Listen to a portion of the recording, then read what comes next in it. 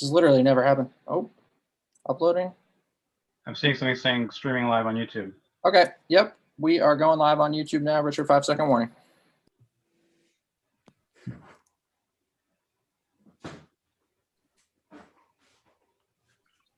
Greetings, fellow explorers. Thank you for bearing with us this evening. We were having a little trouble with the internet tubes, getting overpacked. This is our Tuesday evening broadcast. I'm Richard Garriott. I'm the president of the Explorers Club.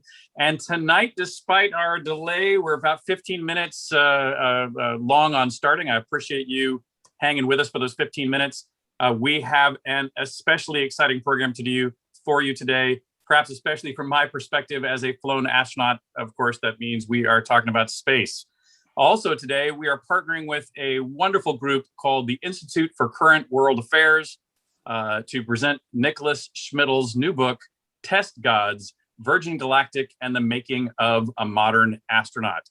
We have with us also, in addition to Nicholas, we have Gregory Pfeiffer, who's the executive director of the ICWA, the Institute for Current World Affairs. Advances American understanding of global cultures and affairs by sending outstanding young professionals on fellowships abroad to acquire deep knowledge of foreign societies, which, of course, as soon as I read that, I was going by, these are clearly kindred spirits with us at the Explorers Club. I hope this is just the first of many opportunities we have to be together.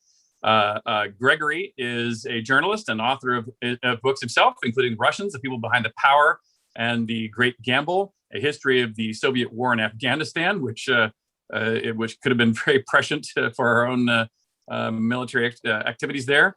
He was an NPR bureau chief in Moscow and has written for the New York Times, Foreign Affairs, and elsewhere. He's currently working on the autobiography of the Russian politician Boris Nemtsov. Anyway, Gregory, welcome. Sorry again for the delay. Thanks for hanging with us here.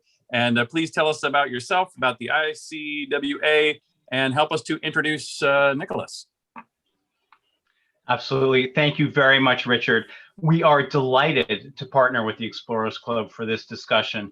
But first, I'd like to say just a few words about the Institute, because ICWA, as we call it, has been involved in exploring societies around the world from our establishment in 1925, which is a couple decades after you guys were established, but nevertheless. The Institute's founder was the philanthropist Charles Crane. He was heir to the Plumbing family fortune. He was also a world traveler and friend and advisor to President Woodrow Wilson. Now, Crane went with Wilson to the Versailles Peace Conference ending World War I, where the president appointed him to head a commission that would spend 2 years traveling the Middle East to determine the fate of parts of the defeated Ottoman Empire and further the policy of self-determination of nations. Now, Crane later served as ambassador to China, and he financed the geological exploration that resulted in the discovery of oil in Saudi Arabia. Now, his experiences led him to the stark realization that just as the United States was emerging as a great power, very few Americans had any real knowledge of the world beyond our shores. So he established the Institute with the aim of correcting that. So almost a century on, our alumni include a host of distinguished internationalists, including a newspaperman named Albert Ravenholt. He reported from the, for the United Press from China and Burma during World War II, and he accompanied bomber crews on raids into Burma. One of these flights ended in near disaster when a plane loaded with 4 tons of bombs crashed on the runway.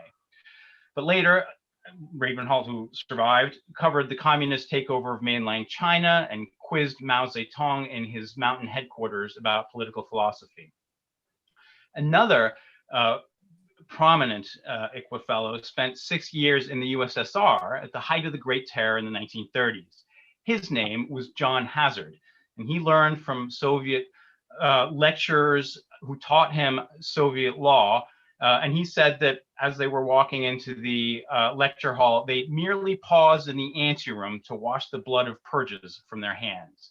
Maybe a little bit of hyperbole there, but back in the United States, he became one of this country's most distinguished scholars of international law and helped found Columbia University's Russian Institute, which is now called the Harriman Institute. Now, our more recent fellows includes tonight's star attraction, Nicholas Schmidle. Nick's 2 years as an ICWA fellow examining ethnic, sectarian, and national identity in Pakistan were cut a little short when he was expelled after he reported about the rise of pro-Taliban militants. His fellowship formed the basis of his book, To Live or Perish Forever, 2 Tumultuous Years in Pakistan. Nick went on to write for The New Yorker, and his work has also appeared in the New York Times Magazine, The Atlantic, and the Washington Post, and many other publications. And his latest book is already, let me see if I can hold it up so you can see. It's already getting a lot of attention after he wrote in the Times, the Post, and elsewhere just in the last few days. And with that, Nick, terrific to see you, and I will hand it off to you. Oh, thanks, Gregory. Richard, thanks so much for the introductions. So I'll just talk for a few quick minutes. Actually, I feel like it's a good segue to talk a little bit about my ICWA fellowship for a minute, and then I'll talk about the book and kind of that transition. So indeed, in 2006 and 2007, I went to Pakistan as an ICWA fellow and was there for 2 years, and was there as a freelancer and thought that I sort of needed to take these tremendous risks to be able to break out and try and make a name for myself as a journalist. And was ultimately expelled, and then went back into Pakistan, and then was chased out by the intelligence agencies the second time, and decided ultimately that I was probably done with Pakistan. There was a sense in those early years that I felt like I needed to sort of put myself in these insane situations. And maybe it was the fact that maybe it was moving back to Washington, DC, or maybe it was having children. But at a certain point, I started realizing that I wanted to write about other people doing the crazy things, and I didn't have to necessarily be doing them. And that's right around the time that I started working for The New Yorker, and right around the time that I also landed on this story, that is the basis of Test Guides. So the story kind of started in, I'll give you a 2-month snapshot, or actually just a 2-week snapshot in late October, early November of 2014. On October 31st, 2014, a Virgin Galactic spaceship crashed in the Mojave Desert. And there was a test pilot that was killed, and the other test pilot survived, but was seriously injured. And I remember getting the alert on my phone I remember seeing the news, and I remember thinking to myself, should I know that there is a private rocket ship company owned by a British billionaire flying hand-built, supersonic aircraft over the desert, and that these aren't just sort of uncrewed vehicles, but these are flown winged rocket ships. I mean, it blew my mind. It seemed zany and kind of just in some ways a kind of this reflection of our time, if you will. And so I reached out to my editor at The New Yorker, and I said, what do you think about me writing a piece about these guys, about these test pilots? And there was a photograph, in fact, of the test pilots of the Virgin Galactic and Scaled Composites test pilots. Scaled Composites was this boutique aviation firm that Virgin Galactic had contracted to build and test the spaceship. And there was a photograph of some of these pilots walking out to the vehicle one morning in the pre-dawn light. And I remember thinking, who are these guys, right? I mean, these guys there was this sense of purpose to them. There was this sense of mysteriousness to them. They were wearing green, olive drab flight suits like you'd see in the military, but these are civilians, right? And so the question was like, who are these guys? And I went to the magazine, and my editor said, sounds interesting, but only if we could get real access. And by real access, he meant that Virgin and Richard Branson as a company are very press savvy, and Richard Branson particularly is very comfortable around the press. And the question was, I could get in. I'm sure that I could get some sort of dog and pony show and get taken around, but I wanted to see them work, and I wanted to see them work at a time that they were just recovering from this terrible, horrible crash. And I wanted to see them build, as they were saying, we're going to build another spaceship and we're going to return to rocket powered test flight. That's our sort of short to medium term goal. And I said, well, I had a meeting with the vice president of operations at the time, the president now, a guy named Mike Moses. And I said, can I embed with the company for this extended period of time? I want to sort of be there. I want to write. I told him that what I wanted to do is I wanted to sort of write the right stuff, but with the structure of Friday Night Lights, in the sense that I wanted to follow his team for a season. And this is a big ask, because Buzz Bissinger, who I think the world of in writing Friday Night Lights and is just a journalistic hero of mine, and he had to deal with fragile egos, high school football players, but he didn't have to deal with sort of corporate secrets. And there was Virgin Galactic was one of the companies in this kind of new space race. And so Mike, though, to his great credit, agreed and said, come in, you can sit in on meetings, you can sort of, we said the idea was that there were no guarantees. I said, you feel comfortable with me sitting in on meetings, you feel comfortable taking me on airplanes, you feel comfortable doing whatever, it's up to you. I'm not going to force anything on you. That's my sort of job as a journalist, to make you want to have me in these meetings. I'm not going to force anything and push anything on you. And so that first window was supposed to be about 18 to 24 months from the time that they built this new spaceship and that they returned to. So the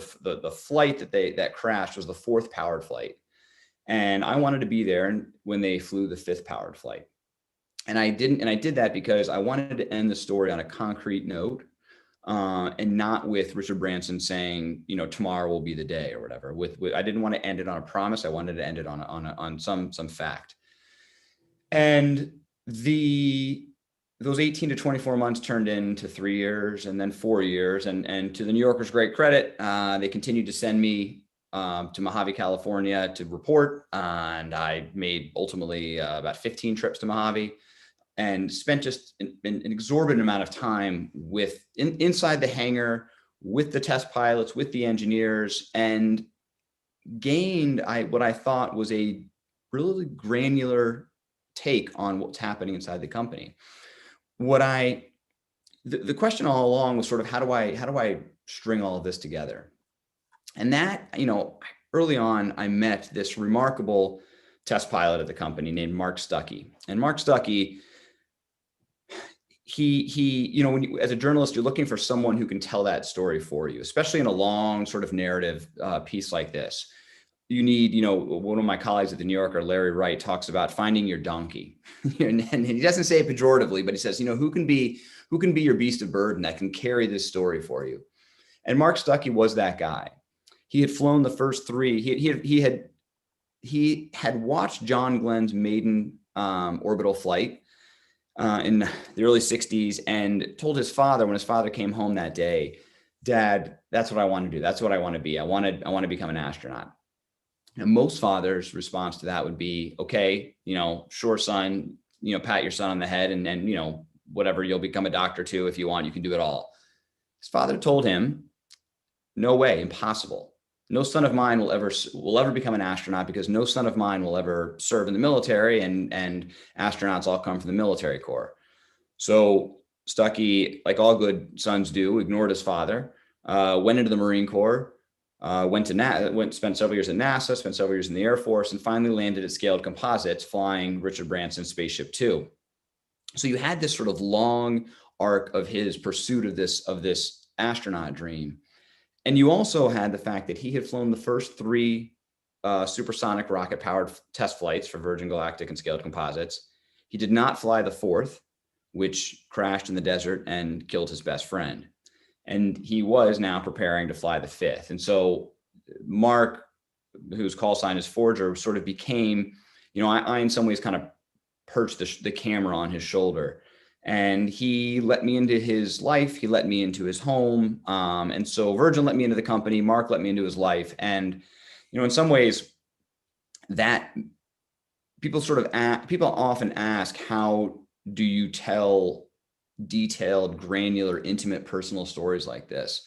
And you do it by letting other people, you only do that when other people let you in. And so I owe a great amount of credit to Mark and to Virgin Galactic for letting me in. And, the material in some ways speaks for itself. And it was fascinating and engaging and thrilling and all of that. And I felt kind of blessed to have been able to write this book. So we'll let Richard, if you have any questions, or anyone else's who. Yeah. Well, first of all, Nicholas, that is an amazing elucidation of how this came into being, that I'm so glad to now know, having read your fine book. As I was mentioning to you before we got started, that I am not normally one of the readers who will pick up a book and just read it cover to cover in one sitting. And especially, even though obviously I have a propensity to enjoy things about space, that critique would still hold for books usually about this industry. But I got to tell you, when I sat down to start reading the pre-release copy that I saw just a couple days ago, I was captivated from the beginning to the end. While a lot of those high points of the story, of course, as somebody who follows the industry and Virgin specifically, I knew well, but you really did have just an amazing amount of access to kind of the inner thoughts of the people going on through this really monumental series of events. So first, I thank you and congratulations on a fine book. I know everybody who's watching this, you're going to love this book. If you're into space at all, which by watching the about 100 people now have joined us so far watching, I know you're going to want to go to Shakespeare and Company to go find the copy of the book here tonight. But on to some questions and thoughts. So you mentioned that you sort of embedded with them after the accident, but were you aware of some of the, how much digging do you have to go back to understand the X Prize beginnings of how this got going? Because you start the book there too, so you had to do a fair bit of digging into the past. Totally. I mean, I knew nothing, to be honest. And the fact that I knew so little was in some ways a stain, because I come from an aviation family. My father, at the time that I was on this project, my dad was the head of all of aviation for the Marine Corps. He was a 3-star general fighter pilot. And so, when I first met, I had these conversations with the pilots, and they would start talking about aerodynamic qualities and sort of aviation things. And I'd have to say, guys, I know you think that I should know this because of sort of who I am, but let's slow down, talk to me. Let's give me the sort of aerodynamics for dummies. And that also translated to the history of commercial space and space tourism and all of that. So that was it was kind of I have to remind myself at times how little I know, and remind myself of the steepness of the learning curve, and also I think that those who probably were watching and witnessing Spaceship One and the X Prize in real time felt this, but to go back and realize the significance of that moment, even in retrospect, was pretty thrilling. And so that instinct to pinch myself, also carried over the fact I remember first going into the hangar the first time at Virgin Galactic, and walking into the hangar, you sort of walk down this hallway, and you walk past the eye wash place and all the normal office stuff, and then you push through the double doors, and when you enter a baseball or football stadium at night, and the lights are so much brighter than you'd ever expect, and the grass is so much greener than you'd ever expect. And walking into the hangar that first time, it was the super bright Klieg lights that are sort of lighting up. The mothership was off to one side, and then on the other side of the hangar was this half finished hull of the spaceship that was under construction in late 2014 that has now flown to space twice. And I remember seeing that, and it felt so surreal. It felt like something off of a Hollywood set. And so even though I was going back, and even though I was sort of normalizing what I was doing in some ways, it was helpful to go back and remind myself just how incredibly cool this was. And and the drive to LA every time would sort of do that. I'd fly into LA from the East Coast. I'd rent a car, I'd get some sort of crazily overpriced juice, get it in the car, and then drive to Mojave and, proceed to eat at Denny's for the next 3 days. And, that trip was kind of it was in some ways kind of a time warp. And as you're, leaving the glitz of LA for the real kind of the grittiness of Mojave. And yet also it's a place that is sort of retro also in its embrace of dreaming for the sake of dreaming. I mean, it's a pretty inspiring little spot. Yeah, and by the way, I agree with all that. I lived through that particular moment of this story. I was there at the first X Prize flights, but you did a great job of going back and picking it up and bringing it. Right. There's another piece one of the first things I highlighted in the book, or the second thing I highlighted in the book that I wanted to dwell on, because you went past it fairly quickly in the book, but it was just something that I thought was particularly interesting about Richard Branson, which is, I was one of the first people to, give money to and become part of the core team of the X Prize, the thing that helped put this whole thing together. And I was actually quite surprised when on X Prize Flight 2, suddenly the words Virgin were all over the spacecraft. And I was going like, hey, how did that happen? And it was only after that I realized that, wow, that Richard, was had been following along really the whole time, but then very picked the precisely correct moment to swing this deal with Paul Allen to say, hey, you've already put a bunch of money into this vehicle. Let me give you back just a little bit of that money, and let's put Virgin Galactic all over this, and because I'm going to try to work out some deal later. And but at least for a lot of us who had been following it, there was like this seat change that suddenly happened where this almost an interloper of sorts, it came to power. But he then followed it up with a lot more, money and bandwidth afterwards. But this was a moment I'd like you to kind of reflect on from what you gleaned on the inside. Yeah, I mean, it's an interesting moment into his whole business philosophy, right? He's a masterful marketer, and so after the late September flight. So you're talking about the late September flight and then the early October flight, right? So after the late September flight, now that was the second successful space flight that had the June flight as well. Now's the time. Now's the time before the race is over to bet on the horse that's in the lead, right? Exactly.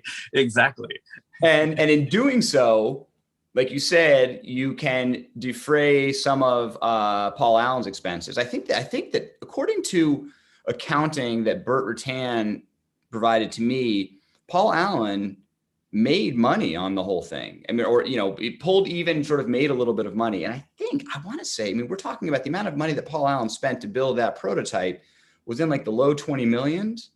And does that sound about right? Well, I'd heard 40, but now we're talking 2-1. So, who well, knows? Either one of those could be right. Let's put it this way. It could be 40. For what it's worth right now, according to their most recent financial filings, Virgin Galactic is spending about $25 million a month. No, absolutely right. So no, in fact, I think it's clearly very brilliant, and I like your metaphor of bet on the lead horse when it's about to win. Right. And also, what's interesting about that, I don't think you touched on this in your book, but pardon me for interjecting a thought of my own. Please. Which was you mentioned that was the second flight of 3, and for those people who are following the X Prize, to win the X Prize, you had to make 2 flights to space back to back within 2 weeks. And so the first test flight really was just a test flight, but it did reach space. And then in October, they did the 2 back to back, which were the second and third flight to space were the official X Prize flights.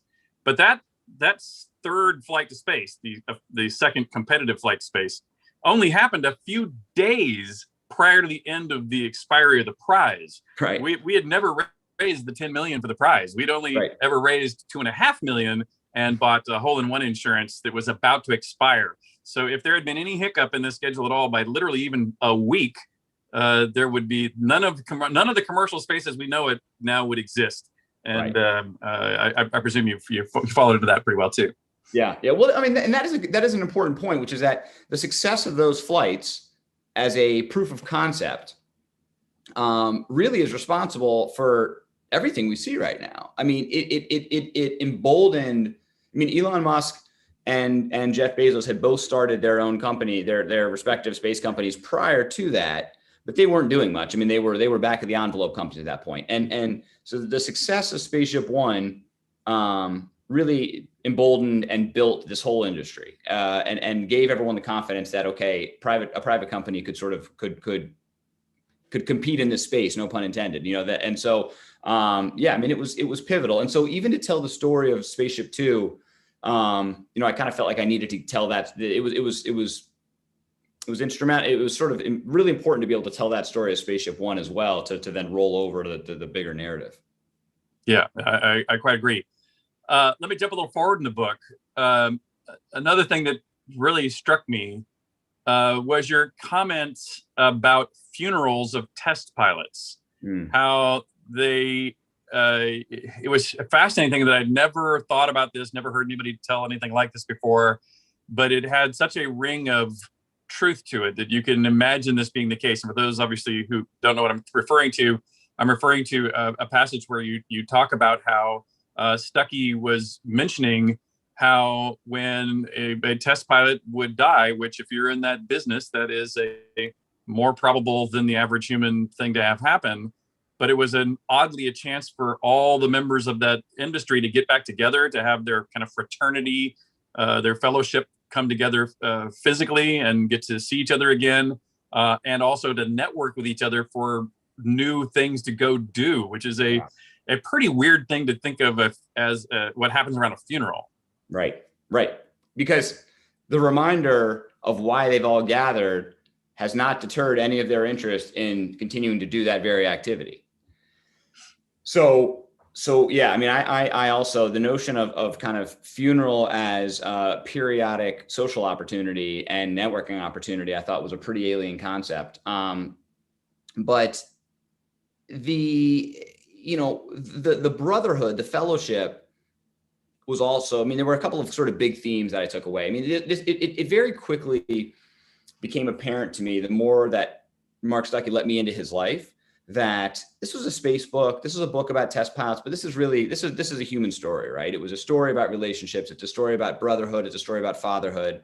And, so we can talk about the fatherhood side in a second, but the brotherhood was one of the things that I found really moving. And there's an astronaut, a NASA astronaut named Jack Fisher. And a little bit of background about Jack Fisher. So in 2009, Stuckey and Fisher make a bet. Who's going to get to space first? They're old Air Force buddies. And Stuckey at this point is at Scale Composites and Fisher is at NASA. And they're at the annual Society for Experimental Test Pilot Symposium, which is as cool as it sounds. I mean, that's a huge annual gathering of a bunch of test pilots. They have for the past several years met at the I forget the name of it, some huge hotel in Disneyland. And so, it's all these test pilots, half of them in military uniform, mingling with, dads in goofy hats in the lobby of this Disneyland hotel. And so a couple of years ago at the symposium, one of the test pilots prompted a bet, and these two bet who would get there first.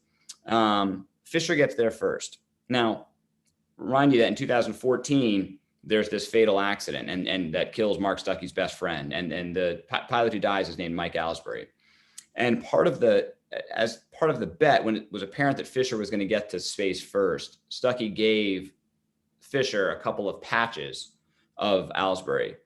And Fisher flew those to space and took the photographs of Alsbury's patch sort of framed in the porthole of the window of the International Space Station looking down on Earth, and framed those photographs and gave those photographs to his widow.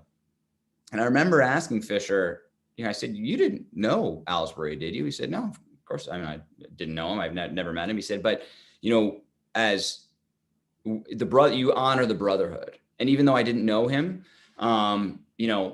he was an explorer. He was a space explorer. He was a test pilot. And that just, it didn't seem for him at all sort of foreign that's what one would do." And so, I thought that was a pretty moving anecdote. I remember asking Fisher, and you're back, "You didn't know Alsbury, did you?" He said, "No, of course I didn't know him. I've never met him." He said, "But, as..." Apologies. The Hang on, I see that, sorry, I've got my Facebook feed there was going there live too. Apologies. For those who don't know, we had internet problems here at my house, so I had to switch to using my cell phone, which then, due to the length of our chat, overheated and kicked me off too. But now my internet's back at my house, so I'm back with you live here on the internet. So apologies, and thank you for kind of rolling with the punches here tonight, because we've had plenty.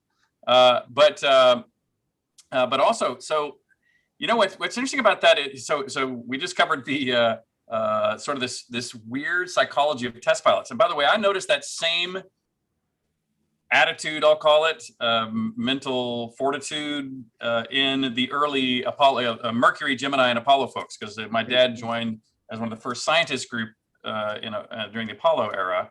And so all those that were in ahead were all military test pilots. And while I wasn't privy to a story like you told, that definitely, had that ring of commonality. Let's talk about Beth Moses. We had the great pleasure to have her. I've met a number of the test pilots over the years, Beth and a few of the test pilots, and some of the other executives at Virgin have come to the Explorers Club and some of our annual dinners and such. A wonderful woman who's got a chance to do some wonderful science in the back, and is, I think, a great champion also of kind of this new era of not just people in the cockpit, but the things that will be able to be done in the back. And I think you've been telling this piece of this story also to some of the press over the last few days. But prior to that, I don't know anybody that knew this story. I don't know if it ever had snuck out before, about the condition of of Spaceship Two on its return to Earth after her flight. Could you tell that story? So it's helpful to give a bit of context. So they fly to space for the first time in December of 2018. They do it again in February of 2019. That's a pretty good tempo, right? Two space flights in just over 2 months. And I think, I know that when they landed that day, to those of us that were gathered on the flight line, there was, we were all looking around saying, they're gonna make a go of this, right? Like if they continue flying, completing their flight test program with a flight every month or two, they could be ready for commercial service by this summer. There was talk about Richard Branson flying on the 50th anniversary of Apollo 11. What happened that day, though, is that when they brought wheeled Spaceship Two into the hangar, they noticed on the trailing edge of one of the horizontal stabilizers, which are the flight surfaces that control the vehicle at supersonic speeds, that the seal, the bond, had come undone.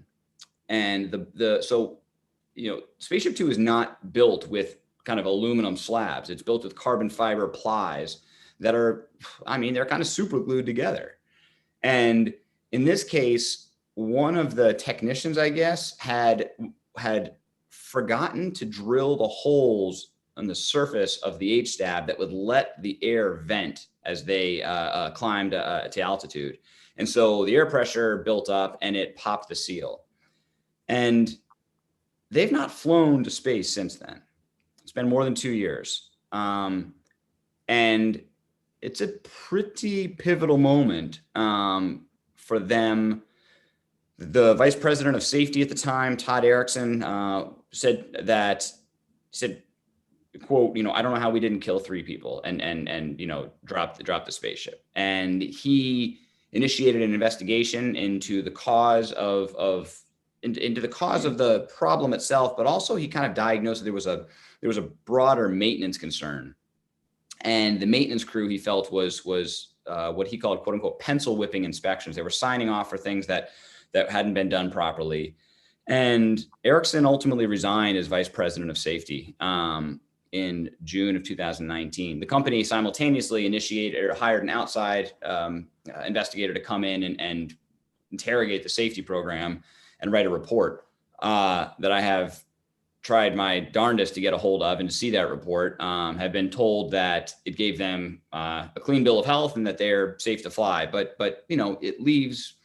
I would love to see the report, and if the report does clear them and say that all of Erickson's concerns were either overblown or all of Erickson's concerns were legit, but they've addressed them. I think those are important things. I think those are important things for both future customers to know, and also as a journalist, I'm certainly very curious as to what the assessment is. Well, and I would actually throw one more piece into that mix. When I flew on Soyuz, the previous 2 Soyuz reentries prior to what would be my reentry, both had substantial malfunctions where the pieces of the Soyuz were intended to separate from each other so that the descent module's heat shield would come down heat shield first. Those didn't separate. The instrument compartment did not separate from the capsule. And so that turned the capsule upside down, and I actually entered hatch first, which is not the way to enter. It burned off all the antennas. It started burning through the hatch. But fortunately, the trusses that hold them together are actually designed to burn through, so that when they did, that fell away and it rights itself and landed normally. But after that, the Russians were very good about inviting me into all kinds of engineering review events, where they basically just said, look, you're going to fly on this next. You deserve to know exactly what happened and exactly what we're thinking about how we're going to fix this. And so I became a part of that whole thing. And I'm sure they did that same with Beth. I'm sure she's been through that whole same thing too. But this is a real issue for anybody going into any of these vehicles right now. Like I would literally just had a chat the other day with the Inspiration 4 crew. Yeah. That's going to be all civilian. And one of the things we discussed was the fact that I don't know of any launch to space that has not had some malfunctions. Right. They're just a part of being in a test vehicle. Yeah. And so making sure you are calm and collected and well aware of all the steps required to do your best to deal with it is essential. And so did you have a chance to talk with Beth herself about these kind of things? No, so I tried. So I had this incredible relationship with the company for the 4 years that I was working on the magazine piece. The magazine piece ended, and they all said, numerous people at the company, including Richard, said, don't worry, we'll get you back in. We'll sort of we'll get you back to that status that you had. We just need to work some things out internally. And those internal things were never quite worked out. Now, I know that there were some in the company who felt like I made the venture sound more dangerous, or that I made this venture sound exceedingly dangerous. And I said, my response, of course, to them was, well, there were 3 engineers that were killed in 2007 in a ground mishap. And there was 1 test pilot killed in 2014.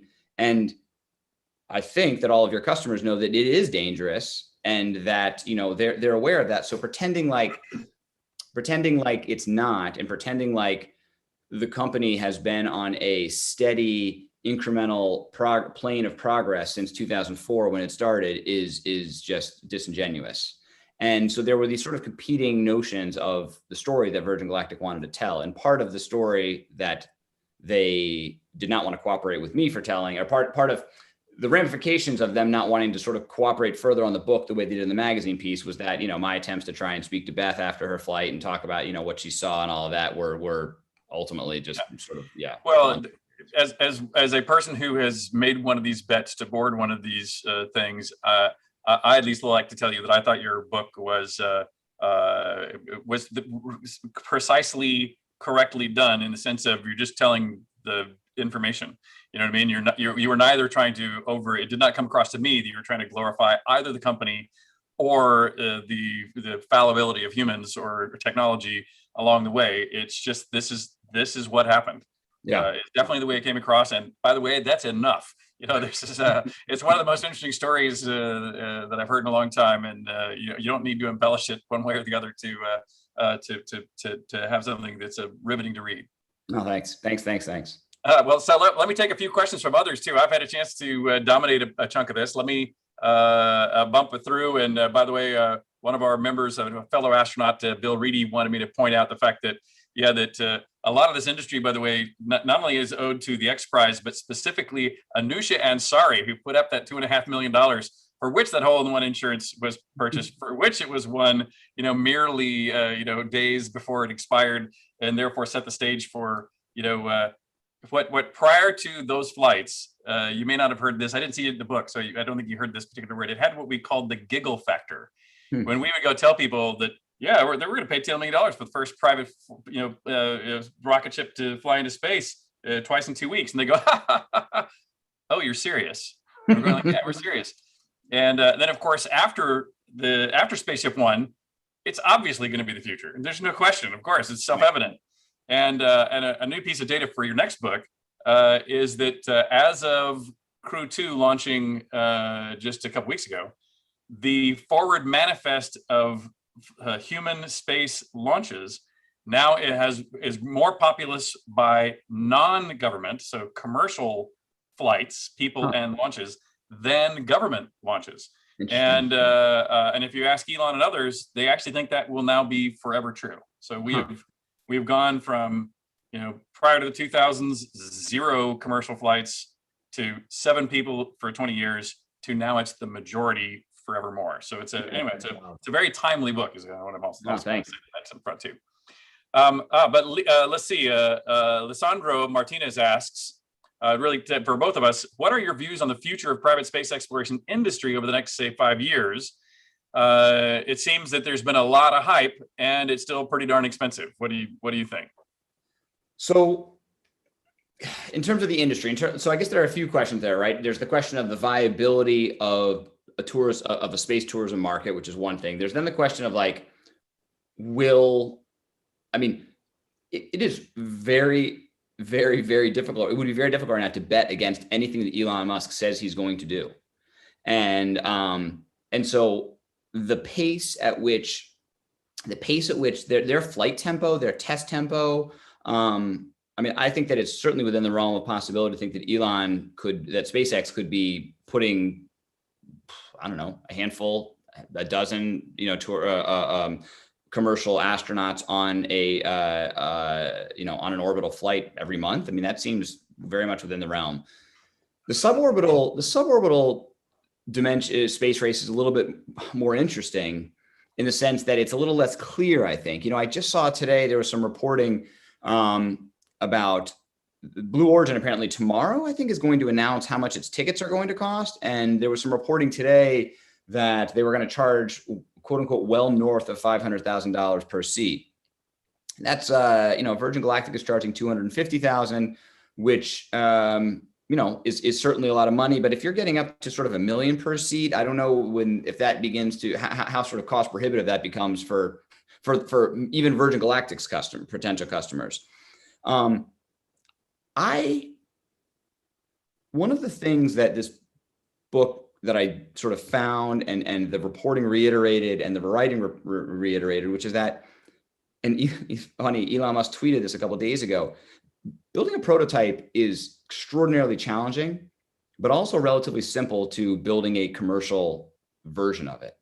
And that is the proof of concept, that being able to do it once or twice or 3 or 4 times is one thing. To being able to do it repeatedly and safely with a failure rate that is palatable to the general population, and a failure rate that, by Virgin Galactic's own standards and statements, they want it to be somewhere around commercial airline traffic. It's just that's impossible. And so if they're saying that we can't afford to lose anyone, I think it's an unrealistic goal. I think that it's I don't see how you do it, especially with their particular configuration, which, for the purposes of writing a book about the test pilots and what they're seeing and doing in the cockpit, is animating and dramatic and fascinating. But there are so many opportunities for failure, as the 2014 accident shows, that I don't know what their long-term viability is. I find it hard to imagine sort of how Virgin Galactic is flying, multiple times a week, as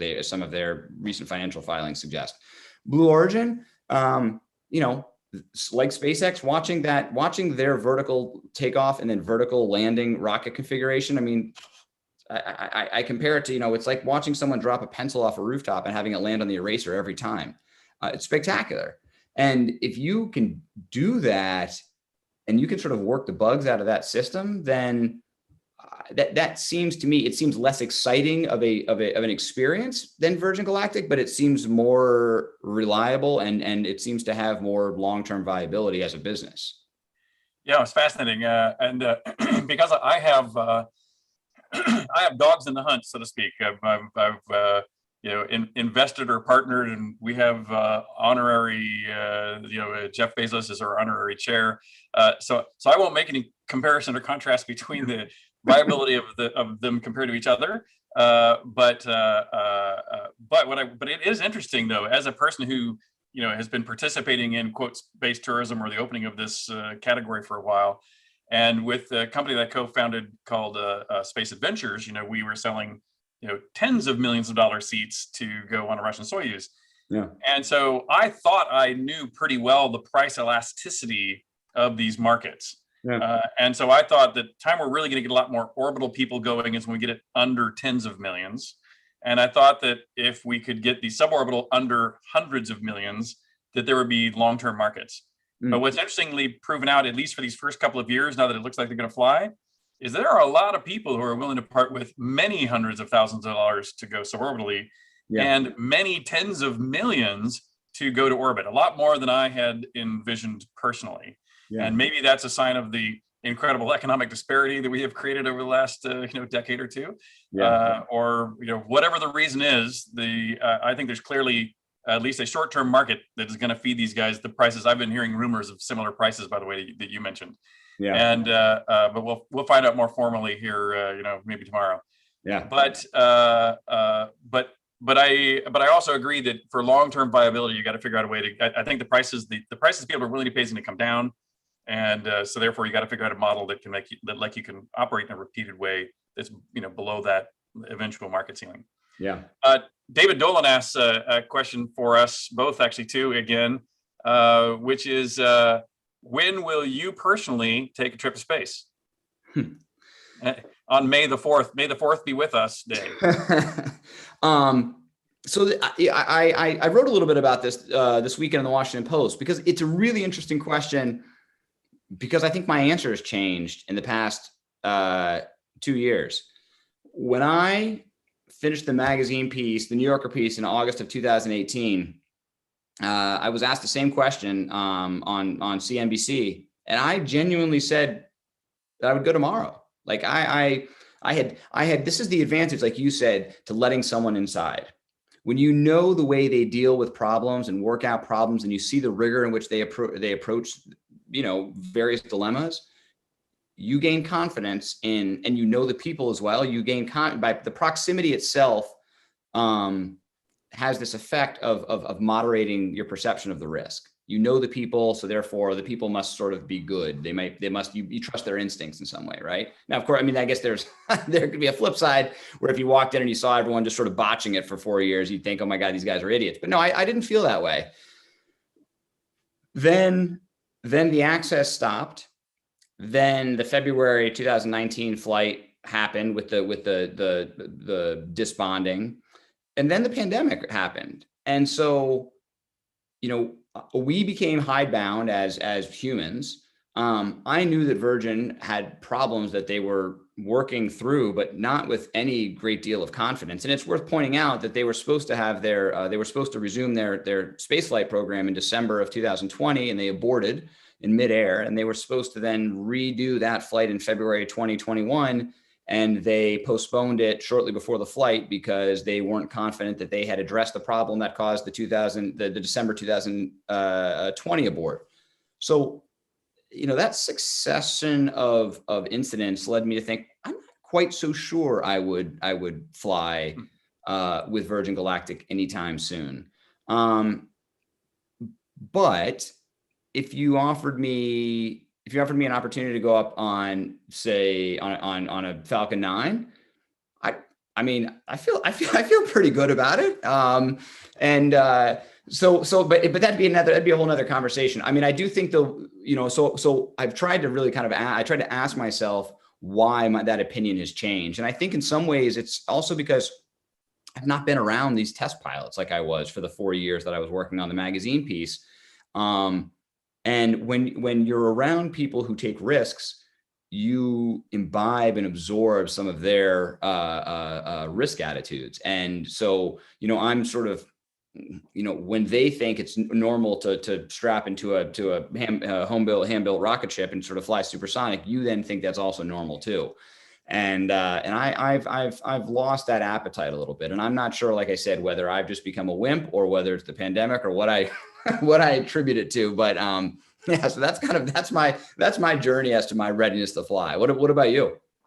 I hope to get back very soon. For me, it's now just a price performance metric. I literally paid basically my whole net worth to go once. Yes. But I wouldn't do that to go a second time. Now it has to be affordable, and so it'll be probably some years before I go back. But I plan to go back.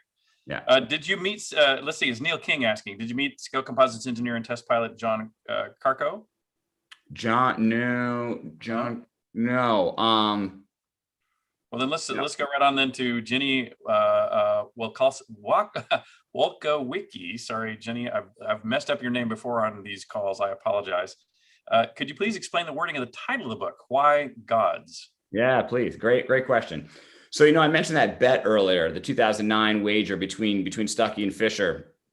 Well, Fisher won, and Stuckey said, "Okay, I repay my debts." And so the winner was always going to buy the other person dinner at Domingo's, which is a Mexican restaurant right outside the entrance to Edwards Air Force Base, which is, in some ways kind of like the Ponchos of contemporary Air Force flight test community. The Ponchos being the famous saloon and the right stuff. And so the night that Stuckey was going to take Fisher out to dinner, word got out, and it went from being a dinner with 2 or 3 people to a dinner with 20 or 30 test pilots that all gathered at this place. And I went there that night, and Stuckey stood up and Fisher stood up to thank everyone for coming and give someone some history. And this other pilot, his name is Hooter Rainey, was sitting in the back of the room, and Stuckey stood up and he said, "That's the Chuck Yeager of the 21st century right there." And then Fisher stood up and they both put their arms around each other. And Hooter Rainey in the back of the room said, "Those guys are test gods." And, and it's one of those things when you hear it, I think that some people thought, I think when I first said it, they're like, "Well, wait a second, are we being cheeky or what are we doing here?" But no, I think that, these guys, even in this community of peak performers, they are the cream of the crop. And you kind of, it was like a way to, without cribbing the right stuff. I mean, that notion though does pervades this world, and it kind of pervades, it pervades all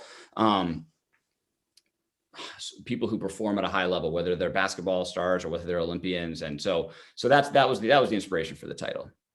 And that's a good lead in for Jonathan Callan's question. What did you take away from all these conversations from the engineers and the pilots and the managers around how you think the individuals and groups calculate risk for themselves and for the company? Do you think they're, are they like you and me in that calculation, more conservative, more liberal? They not only do all of them have different risk calculations, but this is a theme that I feel like also threads throughout the book, but some of their risk calculations changed over the time that I spent with them, and all of their risk calculations, maybe with the exception of 1 or 2 people, changed as a result of the 2014 accident. And, prior to that, Scaled Composites had this relatively peerless safety record. I mean, there was the 2007 ground accident, but Scaled Composites had, for the past several decades, been flying experimental prototypes and hadn't had any accidents. And so the 2014 crash really sort of shook their confidence. And you saw engineers second guessing themselves. There was one flight that I sat in on that I watched, the first captive carry flight, when the 2 vehicles kind of, you've got this mated pair, the mothership and then the spaceship underneath, and the captive carriers, when they first go up in the air. And there was this one flight test engineer who really kind of was having a gut check and listening to all of them talk about, he said, I can't help feeling this. We're watching he said, "I can't help feeling that right now we're living in one of those videos where if I don't say something right now and something happens, I'm going to regret it." And everyone sort of said, "Well, maybe he's right, maybe he's right." And Stuckey raised his hand. He said, "You know what though? You know what those videos don't show? Which is that how many times for all the times that someone sort of wants to raise their hand but doesn't, for those few isolated incidents, there are dozens, if not hundreds of times where someone has that feeling and that you've done everything you're supposed to do, and you work through that feeling and you go up and you fly and everything goes well. Because you know what, you have to separate, you have to compartmentalize, you have to separate what Stuckey talks about a lot is separating the real from the imagined risk. And so that concept, separating the real from the imagined risk, also kind of pervades, I think, his mentality. And I in some ways, the risk calculation in the story is sort of told from his perspective. But there were even other pilots who were more risk averse, and watching them clash over the amount of time they should burn the rocket motor or how high they should fly. I mean, those were fascinating conversations because you could see they all wanted to get to space ultimately. But if you're planning to run a marathon in 2 weeks and a week before the marathon, you say, I'm going to run 24 miles, but in the process of doing that, you blow out your hamstring and then you can't run the marathon, then that sucks. And so there were some that said, listen, let's just run the equivalent of 10 miles, warm ourselves up. And then, on the day, or then run twice, there are different, you could sort of use the marathon as an interesting perspective. You think, how do you get to that end goal? And is it short runs in between, or is it doing it once to know that you can do it again? But I mean, I think that those conversations are throughout the book. So I would totally encourage, to pick up the book, because you can see them taking place in real time. Yeah, I quite agree. And again, that's one of the things I think you really will love this book. It's a really great book. We've kept you a little over. I'm gonna do one more question before I do some wrap up commentary. But thank you, by the way, very much for staying a little late, since we started a little late. The question I'd love to end on is, what do you think about the future of commercial, civilian tourism, whatever you think it is, in the long run? I mean, these guys will get this stuff all sorted out. They're obviously all going to push into orbit. And, we know at least Elon has the desire to make humanity interplanetary. Jeff Bezos would probably say we need to build O'Neill colonies orbiting the Earth. The push by not governments, but by these private companies to let's get this done is happening. How are you bullish on the broad plan? I am. I mean, I think it's hard to bet. It's hard. Look, when the two wealthiest men in the world are the ones that are leading these initiatives, and resources for them are not so much of an issue, and when they have the backing and support of, look, they're as far as innovation goes, I think, you could say that they are the innovators, but U.S. government is happy to sort of partner with them. And look, NASA in some ways is a punching bag in the book. And there are several scenes of Burt Rutan browbeating various NASA administrators. And, but what NASA is doing right now on Mars is not to be sort of overlooked. I mean, it's phenomenal stuff. And so I think that it is hard. It's hard to sort of think of what the limits are to what that cooperation looks like. Now, I also look at those pictures on Mars, and I think that looks pretty crazy, but that also looks less appealing than the worst place on Earth. So I have no grand desire to go live in a place that looks worse than the sort of, most desolate parts of the Mongolian tundra. I think the industry is promising. I'm not sure how many people are going to be ready to hop on a one-way ticket, but yeah, I mean, it's exciting stuff. And the tempo, as I was saying earlier, the tempo of these flights and all that's happening in the industry, it's an incredibly exciting time. Well, Nicholas, I got to say, thank you so much for joining us here today, despite our technical difficulties. I'm glad it eventually hung together there in the end. By the way, again, for everybody, it's a phenomenal read. I have heard you can go to Shakespeare and Company as of today. It's out today, right? So as of today, they should be able to ship them out. I know if you're listening to this, you will also love the book. So please go check it out. Also, pardon me, Nicholas, as I do a little bit of Explorers Club pitching. By the way, also thank you to the Institute of Current World Affairs, Gregory Pfeiffer, if you're still around, thank you. Some of the announcements for the Explorers Club members: join us this Thursday evening for Chapter Connect with the Rocky Mountain chapter, and their chapter chair, Jeff Blumenfeld, will be there. Also this Sunday, for those of you who live here in the New York area, we're having a field trip to Central Park to what they call the Spring Bird Walk from 9 to 11 a.m. You either have or you will be receiving an email on that. Other things, I was going to mention, by the way, if you haven't, those in the club understand this, that our club store has been doing a phenomenally good job of producing stuff. Our store sales have gone up tenfold here during the pandemic. It's either because of the pandemic or it's because they're doing such a great job making stuff. You saw me drinking out of my beer stein the other day, but it was only when I finished my drink at the end of yesterday's or Friday's broadcast that I realized there's special messages on the bottom that you only get to see when you finish your beverage. So anyway, go buy yourself a beer stein. And thank you, Ann Passer, for putting this all together as usual. And I'm just going to check my texts to make sure I didn't miss anything that she had for me. I think I got everything I was supposed to. So thank you, everybody, for tuning in. Thank you, Nicholas, again. Great book. Test Gods, Virgin Galactic, and the Making of a Modern Astronaut. Out today. Go get your copy. Thanks. Thank you. Thanks for having me on.